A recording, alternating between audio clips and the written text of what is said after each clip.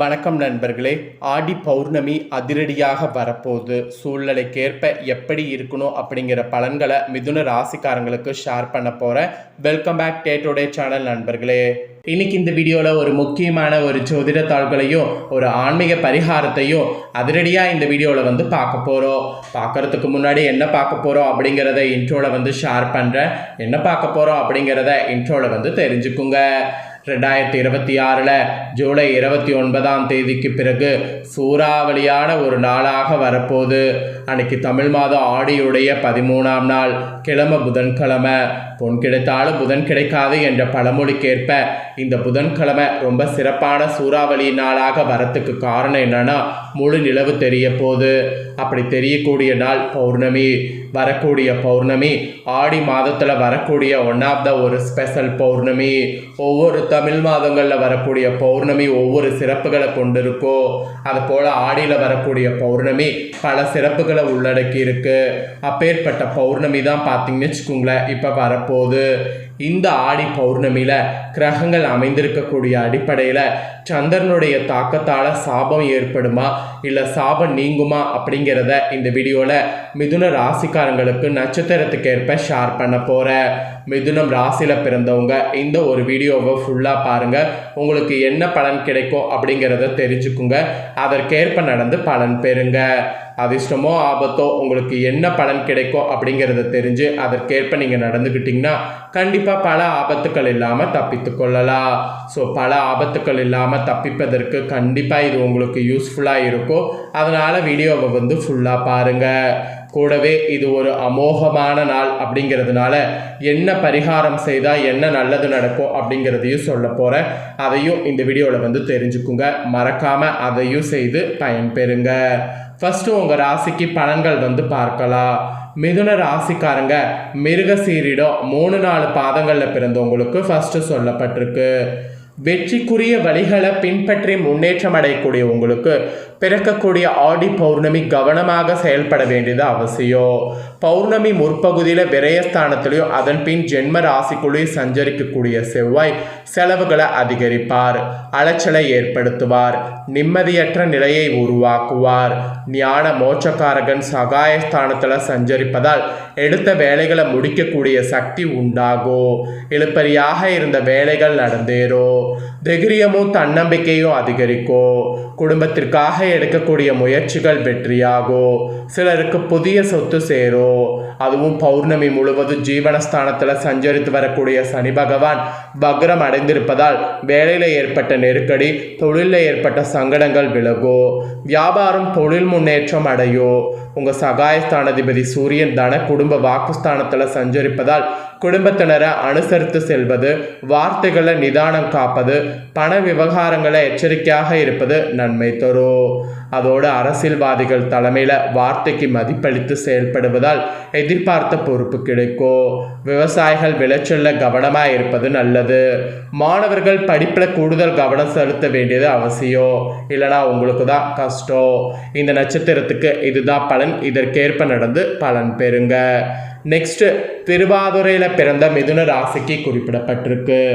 உயர்ந்த இடத்தை அடைய வேண்டும் என்ற உறுதியோடு செயல்படக்கூடிய உங்களுக்கு பிறக்கக்கூடிய ஆடி பௌர்ணமி நன்மையாக இருக்கும். யோகக்காரகன் ராகு பாகிஸ்தானத்தில் சஞ்சரிப்பதால் வெளிவட்டாரத்தில் செல்வாக்கு உயரும். பெரியோருடைய ஆதரவு கிடைக்கும். வெளியூர் பயணத்தில் எதிர்பார்த்த ஆதாயம் ஏற்படும். ராசிநாதன் புதன் சஞ்சாரம் சாதகமாக இருப்பதால் மனதில் இருந்த சுமை இறங்கும். எதிர்பார்த்த வருமானம் வரும். குடும்பம் தொழில் மேன்மையடையும். சிலர்லாம் குலதெய்வ வழிபாட்டை மேற்கொண்டிங்கன்னா சக்ஸஸ் ஆகும். நேர்த்தி கடனை செலுத்தி வருவது இந்த மாதிரியான விஷயங்கள் இந்த நாளில் செய்து வரலாம். அதனால் நிம்மதிங்கிறது ஏற்படும். தன குடும்ப வாக்குஸ்தானத்தில் சஞ்சரித்து வரக்கூடிய குரு பகவான் பௌர்ணமிக்கு வர அஸ்தமனமாகி இருப்பதால் ஒவ்வொரு வேளையிலும் நிதானம் வேண்டும். புதிய முயற்சிகளில் எச்சரிக்கை அவசியம். குடும்பத்தினர் ஆலோசனை ஏற்பது நன்மை தரும். கணவன் மனைவிக்குள் இணக்கம் உண்டாகும். அதிர்ஷ்டக்காரகன் சுக்கிரனால் வசதி வாய்ப்பு அதிகரிக்கும். செல்வாக்கோடு நடைபோட முடியும். தைரியமும் தன்னம்பிக்கையும் அதிகரிக்கும்.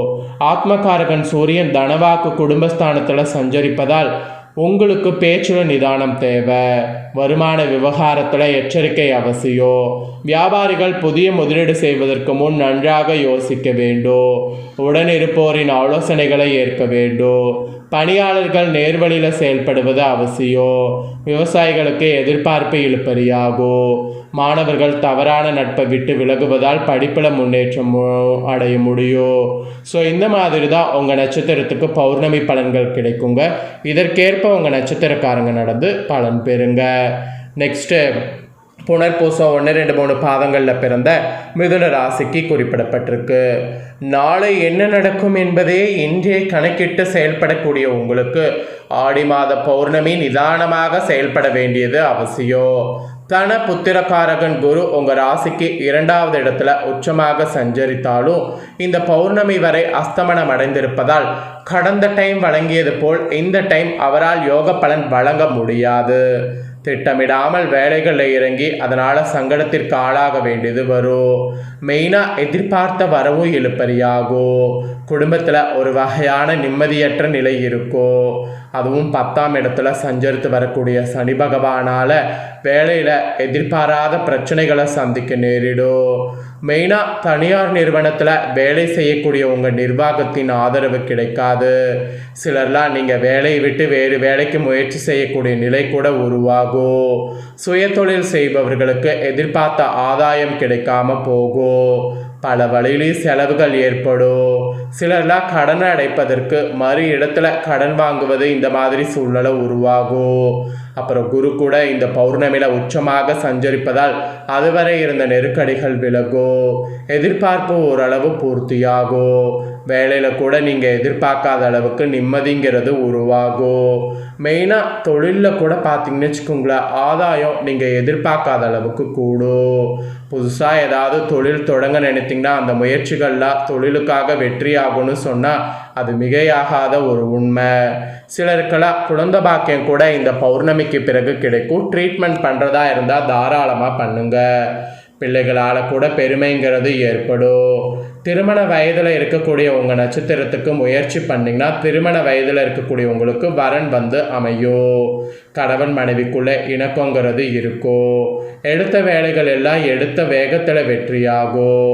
விவசாயிகள் கூட இந்த பௌர்ணமியில் நிதானமாக செயல்படுவது நல்லது. அதோடு மாணவர்கள், ஆசிரியர்கள் இவங்கெல்லாம் ஆலோசனை ஏற்பது அவசியம். இல்லைன்னு வச்சுக்கோங்களேன், ரொம்ப கஷ்டம். ஸோ இந்த மாதிரி தான் நீங்கள் ரொம்ப கவனமாக இருக்கணும். ஸோ உங்கள் நட்சத்திரத்துக்கு இதுதான் பலன். ஸோ மிதுன ராசிக்காரங்க உங்கள் நட்சத்திரத்துக்கு ஏற்ப என்ன மாதிரியான பலன்களை இந்த ஆடி பௌர்ணமியில் பெறுவீங்களோ அதை தெளிவாக உங்களுக்கு ஷேர் பண்ணிட்டேன். இதற்கேற்ப நடந்து பலன் பெறுங்க. என்ன நண்பர்களே, உங்களோட ராசிக்கு என்ன மாதிரி பலன்கள் கிடைக்கும் அப்படிங்கிறத தெரிஞ்சுக்கிட்டீங்களா? இதற்கேற்ப நடந்து பலன் பெறுங்க. உங்கள் ஃப்ரெண்ட்ஸ் ஃபேமிலிக்கும் லைக் பண்ணி ஷேர் பண்ணுங்கள், அவங்களும் பார்த்து பயன்பெறட்டும். நெக்ஸ்ட் புதிய தகவல்களை தெரிந்து கொள்ள சேனல் சப்ஸ்கிரைப் பண்ணாமல் ஃபஸ்ட் டைம் பார்க்குறவங்க சப்ஸ்கிரைப் பண்ணி பெல் பண்ண ப்ரெஸ் பண்ணுங்கள். நெக்ஸ்ட்டு வேற ஒரு இம்பார்ட்டண்டான தகவலோடு புதிய வீடியோவில் சந்திக்கிறேன்.